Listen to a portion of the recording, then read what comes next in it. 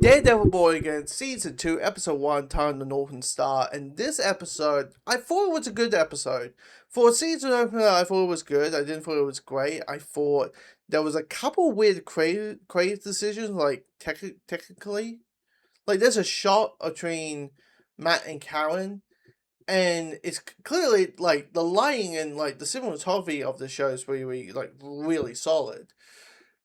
And they're using lights as a way, like outside light to reflect the room. But you get this like back shot of Matt for like a good 30 seconds, and I was like, would you like to cut into another shot?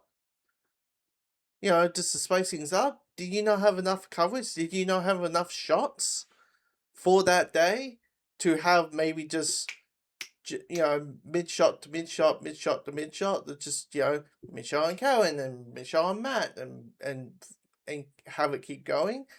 That could be a possibility, but I thought it was a bit odd. But for a narrative side of things, this episode was good, as in we're just setting up the status quo. It's good, as in we're just setting up the status quo of this season, where our characters are at, if they're okay, if they're not okay, do they feel confident, what is the situation. And for Grace's case, it's not that, because Grace, who was a victim of Muse, but luckily enough, Daredevil was there to save the day, she's not handling it well. She is absolutely like, vigilantes, this man, you're good or bad, you should be in jail. So the way she talks to Swordsman, the way that she falsely accuses Swordsman as a guy who's able to see demons or some magical beings or whatever that piece of paper says, shows that anytime the truth isn't the way she wants to be, her insecurity shows, her PTSD shows. Muse, a ghost of Muse, appears out of nowhere. So clearly she is not handling it well. So it'll be quite interesting to see how her story kind of falls and understand her mindset and understand her true actual motivations with it. Now, Wilson Fisk is now doing everything fine on paper. There's these like the BB report, and in these BB reports and conversations with random New Yorkers, the opinion is Kingpin's doing fine. The crime rate is going down. Vigilantes are off. Are not there anymore. Everything seems perfect. Of course, it's not the case, but everything seems perfect. To have the illusion that of course everything's fine.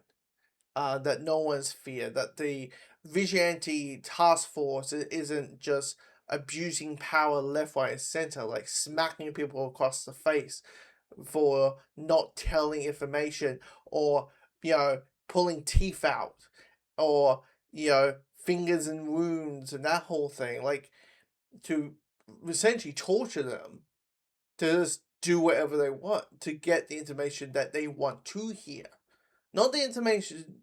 That's the thing about about these scenes where people are so full of power and authority. It's not, I want you to tell me the truth. It's like, I want you to tell me the truth that I want to hear. So if the words are "I don't know" and literally you do not know, oh fucking hell, yeah, bad luck, buddy.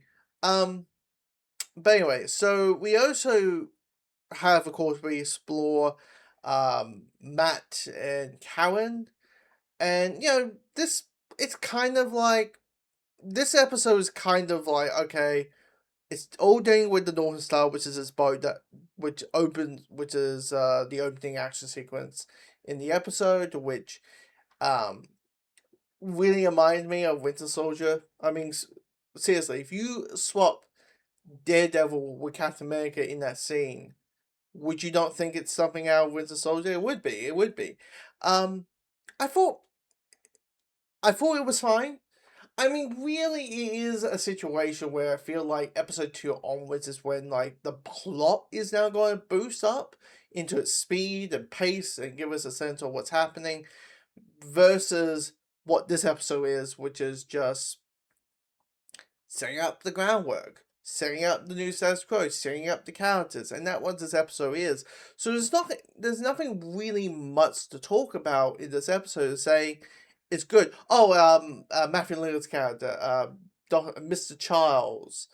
God, that character is going to get killed off. Kingpin's going to be killing him soon by the end of the season, because like clearly Mr. Charles is like a fixer. You know, he fix up big government problems.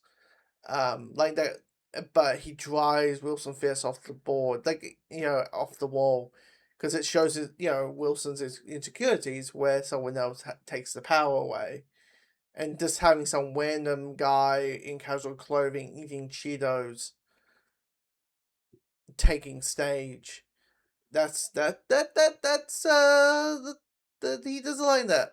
Wilson Fisk doesn't like that. So anyway, comment below. Let me know your thoughts of this episode. Anyway.